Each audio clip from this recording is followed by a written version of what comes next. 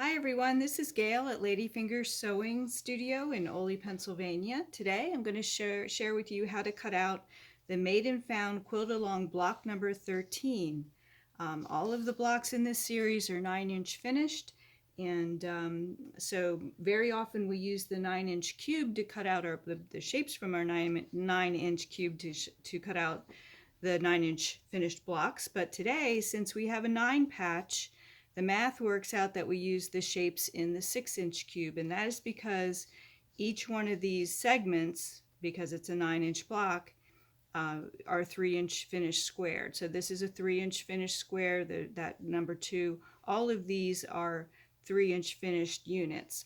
So this block could not be easier. It is a 9-patch, all squares, no triangles, no chisels, no nothing. It's super easy, fast, and fun to make. And I really would consider, some of you will probably think about making an entire quilt or runner with this block, because it's directional, and it's really fun to color as well.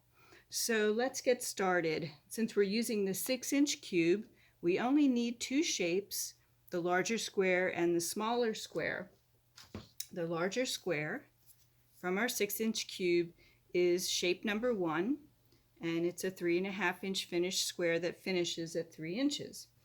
Then we use shape number 2, which is a 1.5-inch finished square. There's 4 of them on the die board. That might be a little hard to see, but there's actually 4 squares all together on this die. So I'm going to kind of follow along the coloring in the diagram on your pattern download, which you can get from the Made and Found Facebook page, from the Ladyfingers Accuquilt Go Club Facebook page, and from the Ladyfingers website, ladyfingerssewing.com. So there's many ways to get these patterns each week. We release them on a Thursday, and they will come out one a week through the end of October of 2024. So I'm going to cut out the background, what I'll call the background, which is color number 1 in your diagram. And I just need 2 of the lightest of the larger squares. So I have 2 layers here. There's my selvage edge, so I know the direction to pass the die into the cutter, so the lengthwise grain, which is the selvage edge, goes through the machine so nothing stretches. And there we go. Next, so we have those 2 squares. Then we need 4 squares of the other background fabric, I'll call it, that's number 2 in your diagram. So we need 4 of those. So I have 4 layers here. It's really great. I can use my scraps. And this is another light colored dimple.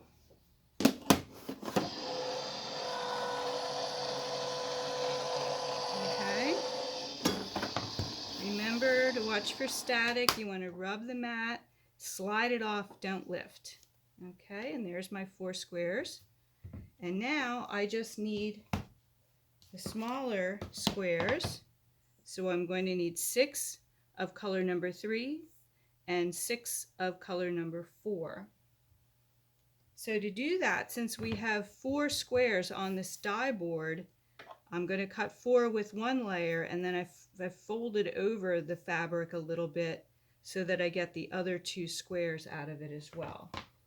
And then the other color that I have that I need 6 of is the green. So we can cut all these out at the same time, and it would work out the same way. So we can go with 4 and then fold it back over again. I'm not being as careful as I could. I should be a little more careful. Let me fold this some more. I guess I had it already figured out and then I undid it. That happens sometimes. Okay, so now I'm going to get 6 squares of each color with 1 pass through the machine.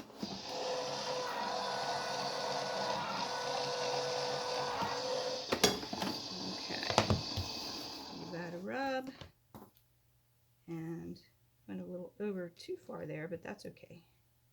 So now I should have 6 of each. Okay, there we go. Now to lay out the block, it couldn't be easier.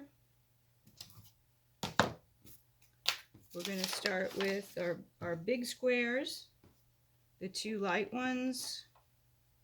Oh, here they are. The 2 lightest ones are corner to corner. That's color designation number 1 on your diagram.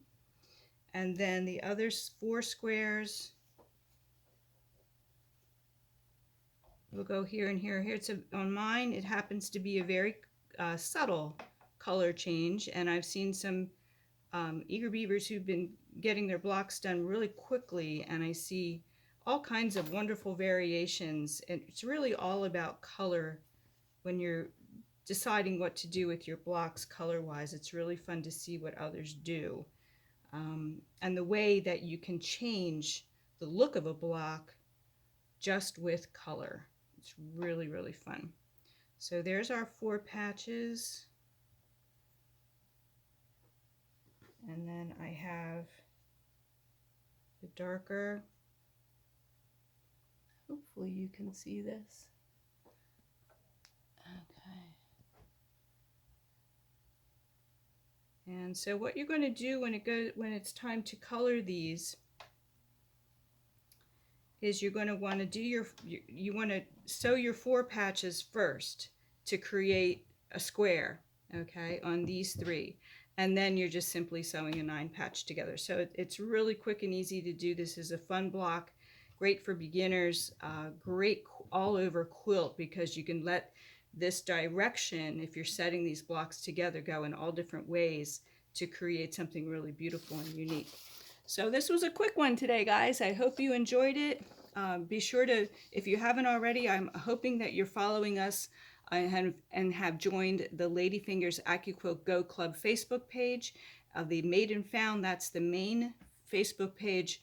And of course, these videos live on the Ladyfingers Sewing YouTube channel. So I hope to see you there. Please post your comments and your pictures, and do some sharing so everybody can see what you're up to. Okay? See you again next week. Bye for now.